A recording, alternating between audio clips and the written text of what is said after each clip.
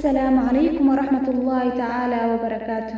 walaalkaygii walaashayda quruxda badneeday waa aniga walaashahani oo kula mar kale ku soo dhawaad dhiirigelin ku saabsan farxadda markii la sheego malaayiin qof waxaa maskaxdooda ka dhex buuxaya qofka faraxsan inuu yahay qofka maalka badan, inuu ku jiro qofka daarada dheer iyo inuu wata gaarigii ugu dambeeyay, balse xaqiiqda waxay tahay inay taasi ahayn. sheeko yar ayaan ku hayaa oo dhex martay nin taajir iyo nin faqiir ah.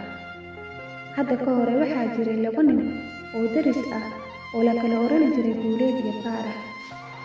Faarax wuxuu ahaa nin beeraley oo faqiir ah, halka Guuleed uu ahaa nin hantiile ah. Faarax wuxuu ahaa nin noloshiisa ku raaxaysta, farxadna ku nool.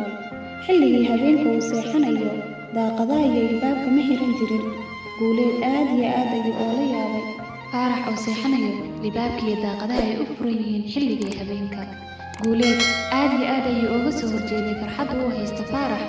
maalin maalmaha ka mid ah, Guuleed wuxuu u yeeray Faarax, wuxuuna siiyey lacag aad iyo aad u fara badan. wuxuuna ku yidhi, saaxiib oo lacagtan waxaan arkaa in aad nolol faqiirnimo ku noosho, waxaana rajaynayaa inay lacagtan meel kaa soo bixin doonto. Faarax aad iyo aad ayuu u farxay. si maalintii dhan uu lacagta u kolkoolinayay, waxaa la gaaray xilligii habeenka. Faarax wuxuu aaday sariirta si uu u seexdo, laakiin caawa ma seexan karo. xitaa daaqadaha iyo albaabka ayuu xiray si uu uga taxadaro lacagta, laakiin weli ma seexan karo. waxa uu kolba eegaba lacagta, waaga ayaa ku baryay isagoo hal marna aan indhaha isku qabanin. waaga markuu baryay, lacagtii ayuu soo qaaday isagoo wada, wuxuuna u keenay saaxiibkiis Guuleed.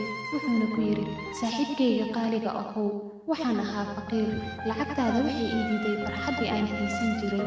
fadlan hoo lacagtaada dibna iiga qaado. sheekadii way dhammaatay, balse cimro qaadashada ayaa waxay tahay, si kastoo aad u tahay hantiile, farxad ma iibsan kartid.